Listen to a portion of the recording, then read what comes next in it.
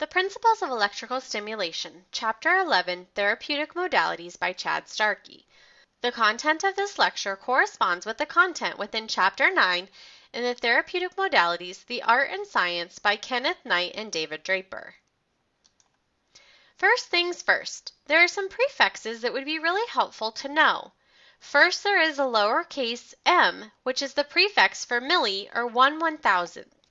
The other prefix that is helpful is the Greek letter mu, which is represented by the character that looks similar to a U with a little extra squiggle on the front end of the U. Mu can also be represented by an uppercase M. Mu is the 12th letter of the Greek alphabet. Mu is a prefix for micro, or 1/1,000,000th. These two prefixes are commonly used in units of measure for electrical therapy, and therefore you may see them frequently within the text of this chapter. All matter is composed of atoms containing ions. An electron is a negatively charged ion. There is a potential difference, which is an imbalance in the number of electrons at two given points.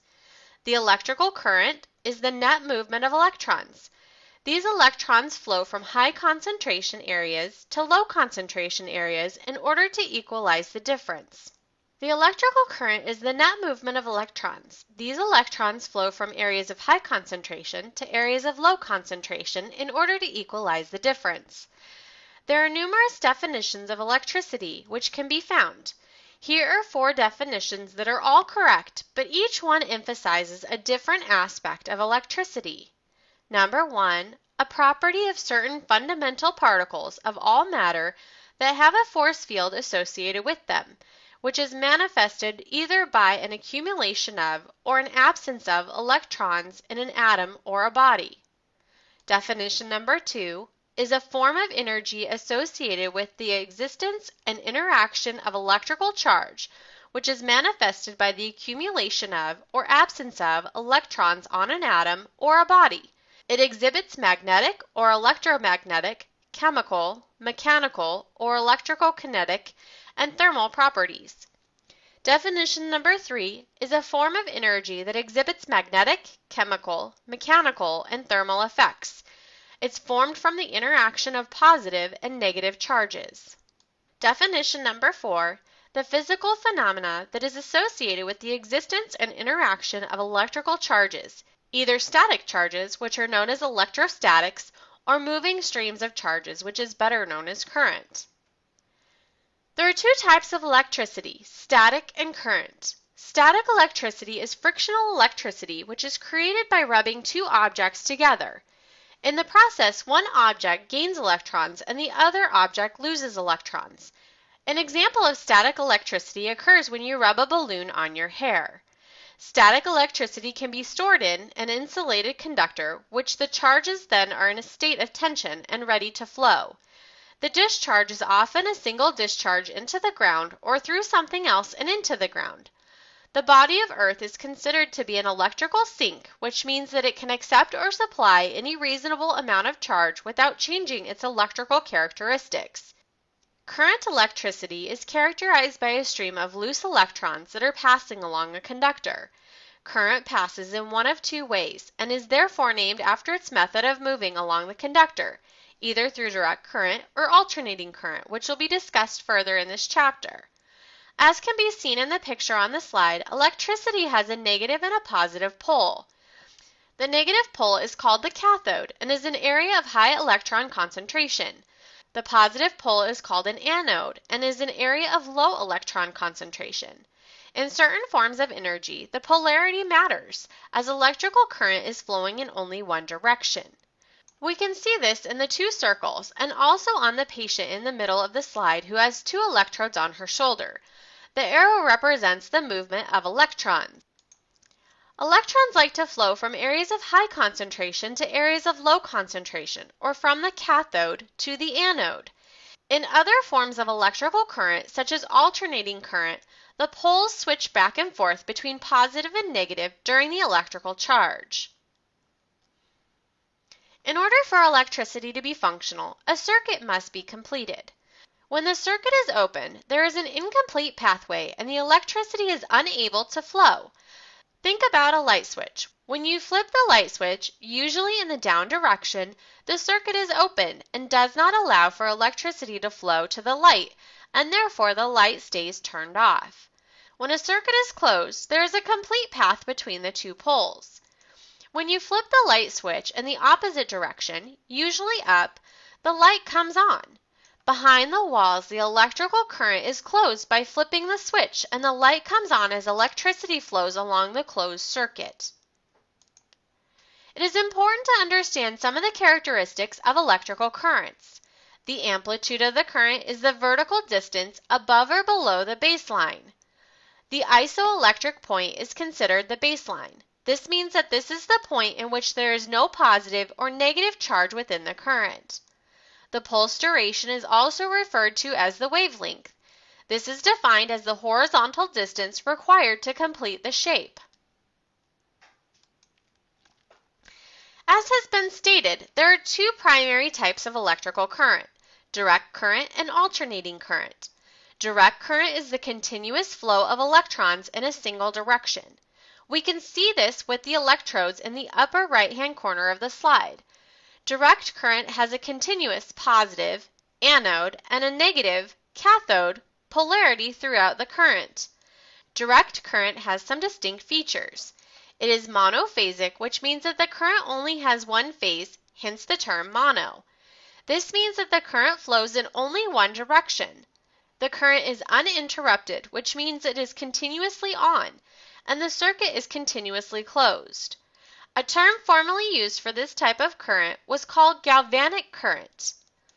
Alternating current is the continuous flow of electrons that reverses direction periodically. We can see this with the electrodes in the upper right-hand corner of the slide. The alternating current switches back and forth from positive to negative polarity throughout the current. As is defined by frequency or cycles per second, alternating current can be turned on and off to create bursts. Like direct current, alternating current has some distinct features.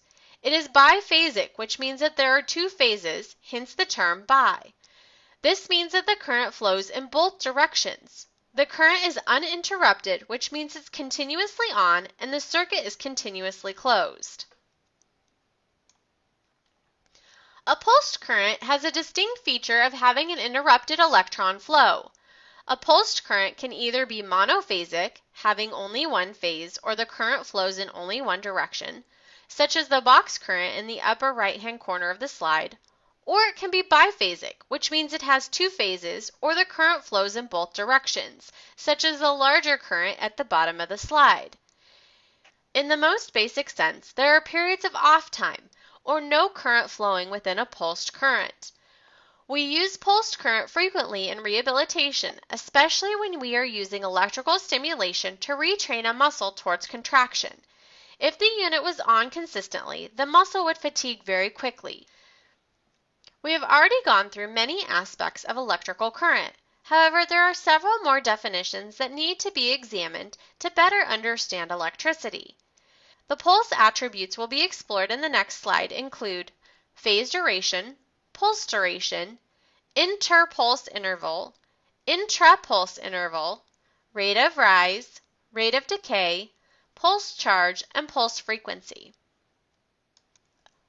We will start with the phase and pulse duration.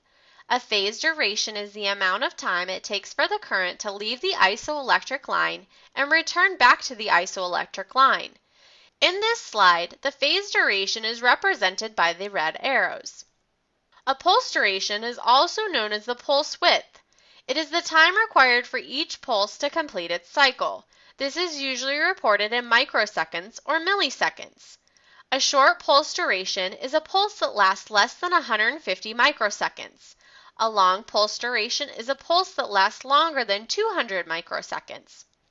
This can also be known as the time from the beginning to the conclusion of the final phase. The blue arrow on the slide represents the pulse duration. The interpulse interval is the time between successive pulses. This is the time between the conclusion of one pulse and the start of the next. This may also be felt as long off periods between bursts of electrical energy. The intra-pulse interval are the short off periods within a pulse. Both the interpulse interval and the intra-pulse interval are represented on this slide. The rate of rise is the amount of time from the beginning of a pulse until it reaches a maximum amplitude, or the time it takes to get from zero, or the isoelectric point, to the maximum amplitude within each pulse. The rate of decay, then, is the time from the maximum amplitude to the end of the phase, or the time it takes to get from the peak back to zero or the isoelectric point. Both the rate of rise and the rate of decay are demonstrated on this slide. The pulse charge is the amount of electrical charge of a single pulse, or this could also be the sum of the phase charges. Pulse symmetry is the relationship between the shapes of the two phases of a biphasic pulse. The pulse symmetry could be symmetrical or asymmetrical. A symmetrical pulse is a pulse with two identical phases. An asymmetrical pulse is a pulse with different phases. I have a picture of this on the next slide. The pulse charge balance is the relationship between the charges of the two phases of the biphasic pulse. These are independent of the symmetry of the phase.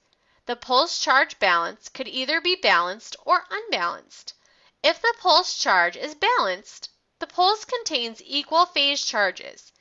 If the pulse charge is unbalanced, the pulse contains unequal phase charges. Again, I have an example of this on the next slide. This is a picture representing the pulse charge. The pulse on the left-hand portion of this graph represents a balanced and symmetrical biphasic pulse. The pulse on the right-hand portion of this graph represents an unbalanced and asymmetrical biphasic pulse. Pulse frequency is measured in cycles per second. In the world of modalities, we commonly see that pulse frequency is measured in hertz, which is abbreviated with a capital H and a lowercase z. An example of a low pulse frequency modality is microcurrent. It has a pulse frequency of less than 1,000 hertz. Examples of medium pulse frequency modalities are interferential and Russian currents. They have a pulse frequency between 1,000 and 100,000 hertz. An example of a high pulse frequency modality is diathermy. It has a pulse frequency of greater than 100,000 hertz. In modalities, it is common to use a pulsed current. The frequency is measured by the number of pulses per second, or PPS. Some modality settings have what is called a duty cycle. A duty cycle is the percentage of time that a current is flowing over one pulse period, or the total cycle time. This is also known as a pulse duration. For example, a current with an on time of 10 microseconds and an off time of 10 microseconds would have a 50% duty cycle. If we work through the math, we would take the 10 microseconds the machine was on. We divide the 10 microseconds the machine was on by the total time. This would be the 10 microseconds the machine was on added to the 10 microseconds the machine was off. This equals 20 microseconds. So on the third line of the math, we see that 10 divided by 20 equals 0.5. We then multiply that by 100 to get a percentage. The 0.5 times 100 equals a 50% duty cycle. An additional example would be a current with an on time of 10 microseconds and an off time of 40 microseconds.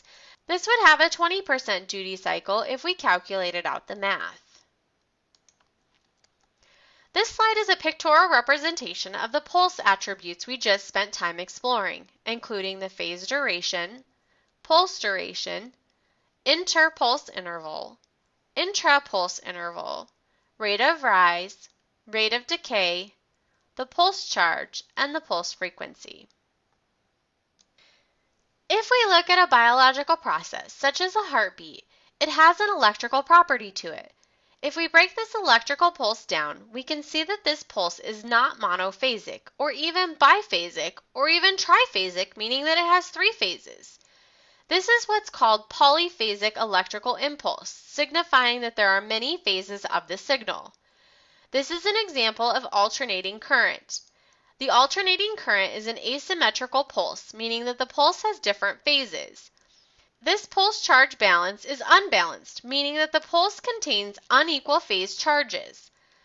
Remember, a phase is a period of unidirectional charged particle movement, or current flow.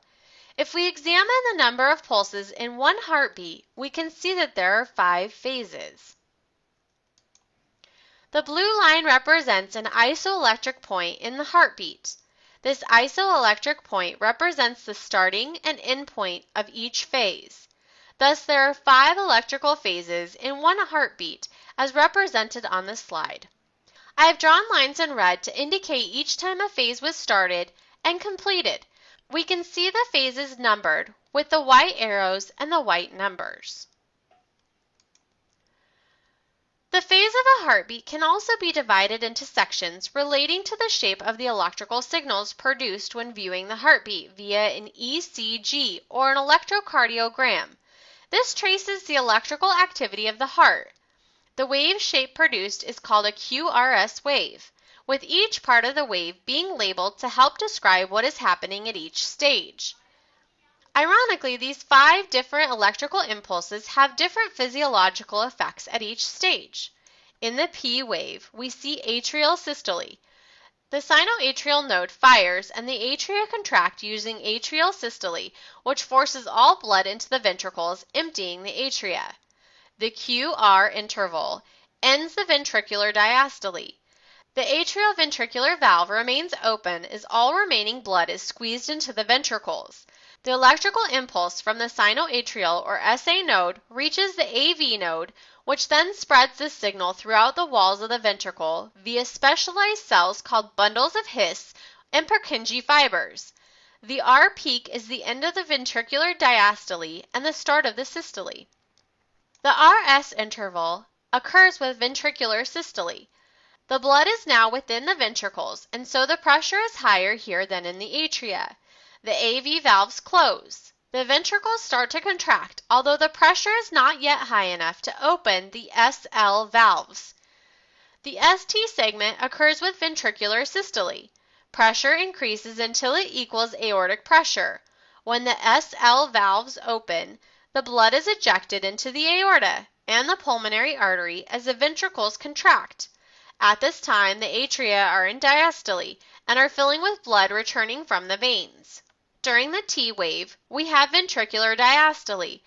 The ventricles relax and the ventricular pressure is once again less than that of the aortic pressure, and so the SL valves close and the cycle continues. During the TP interval, we have ventricular diastole. The atria and the ventricles are relaxed and blood is flowing into the atria from the veins. As the atrial pressure increases above that of the ventricle, the AV valves open, allowing blood to flow into the ventricle. While I don't expect you to know what's going on during each of these heart rhythm contractions, it is important to see that the PQRST signal happens at each electrical impulse. Current modulation includes all the manipulating, regulating, and adjusting of the input current to create a variety of specific output waveforms. An example of current modulation is continuous current. A continuous current is one in which the intensity stays the same, or certain patterns are repeated throughout the course of the treatment. Continuous current is common among electrical currents, but is less common among electrical modalities.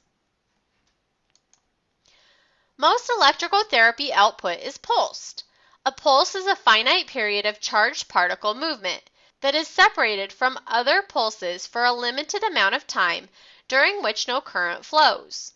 A pulse consists of one or more phases, which is a period of unidirectional charged particle movement or current flow. In electrical modalities, this is described as interrupted current characterized by off periods. Examples of pulsed current are pulsed biphasic current, which is a low modulated current. This could occur in a burst or ramping series as well, which will be discussed in the next 2 slides. A burst is a finite series of pulses, or a finite interval of alternating current at a specific frequency. This is flowing for a limited period of time and is followed by no current flow. An example of burst current would be turning alternating current on and off. An example could be seen if you turn the light switch rapidly on and off. The pulses are packaged into small clusters and the patterns are regularly repeated at intervals. A pulsed current can occur in a ramping modulation, most commonly seen as a gradual increase in intensity. Ramping can either be a ramp up or a ramp down. A ramp up is the time during which the intensity of electrical surge increases. A ramp down is the time during which the intensity of an electrical surge decreases. Current flow is the result of the interaction of force or voltage and resistance, which is commonly called ohm. The relationship among current, force, and resistance is defined by Ohm's law. Ohm's law states that current is represented by a capital I and is equal to the force or voltage, which is represented by a capital V. This is divided by the resistance, also known as an ohm, which is represented by a capital R. Another way to think about this is saying that the current, I, is directionally proportional to the voltage, V, and inversely proportional to the resistance, R.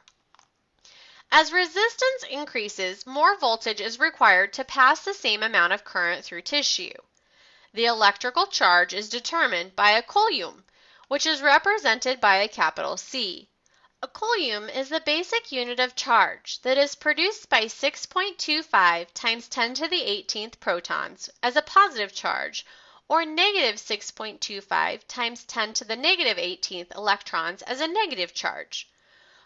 Coulomb's law states that like charges repel, and the opposite charges attract.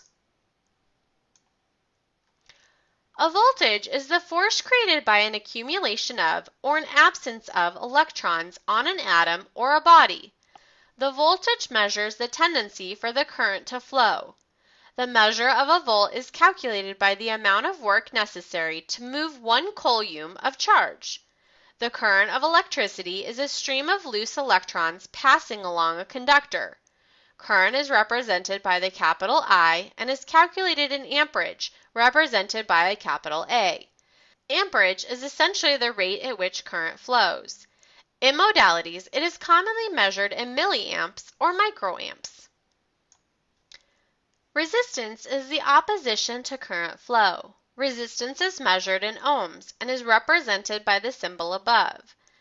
A conductor permits the free movement of electrons. Some good examples of conductors are metal and electrolyte solutions. An insulator resists the flow of electrons. Some good examples of insulators are air, glass, and wood, as well as many others.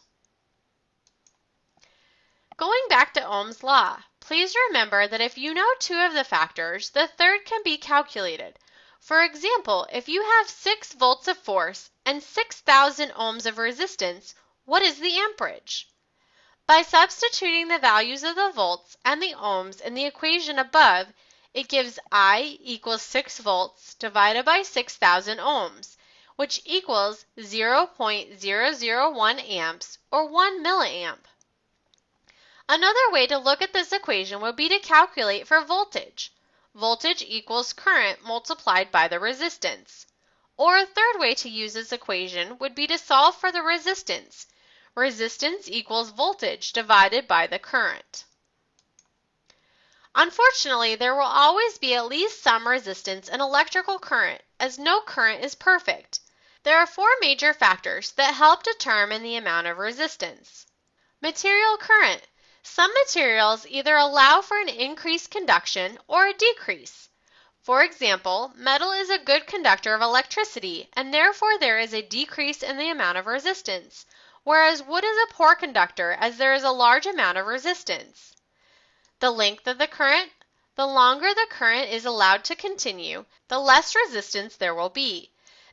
There is more resistance the shorter the current is or the more bursts the current has, as each burst has to overcome resistance.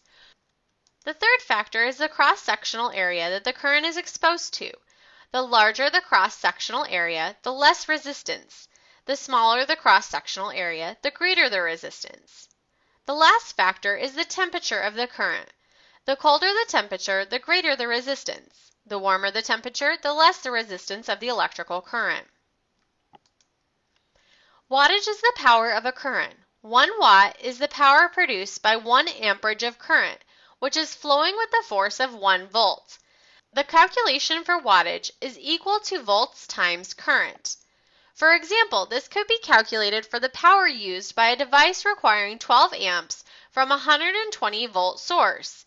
If we use the equation, voltage multiplied by its current equals wattage, therefore we have 120 volts multiplied by 12 amps, which results in 1440 watts.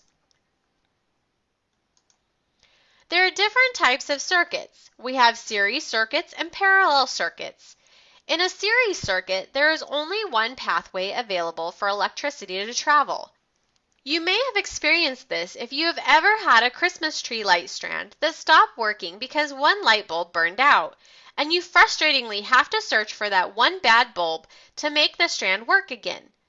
If you have experienced this frustrating phenomena, it's because the light strand is using a series circuit. In a parallel circuit, there are multiple electrical pathways available for travel. This means that if one of the pathways becomes inactive, the lights will still continue to work as there are other pathways for that electrical pulse to travel. If we take that Christmas light strand again, the one light that burns out would not stop the rest of the lights from lighting up if a parallel circuit is used rather than a series circuit. So as a practical example, what do you think would happen with biological tissues? Do you think there would be a series circuit or a parallel circuit? Unfortunately, the answer isn't as simple as the Christmas tree light strand example that was previously used. Upon entering the body, several different electrical paths develop and form series and parallel circuits. Tissues that have higher water content and high ion contents are better conductors. As the electrical impulse enters the body, it first must pass through the skin, which may provide a significant resistance to the electrical current. After passing through the skin, the electrical pulse enters the fat, which has very little resistance due to high water content.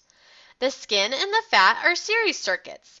The bone, muscles, blood, and nerve function as parallel circuits.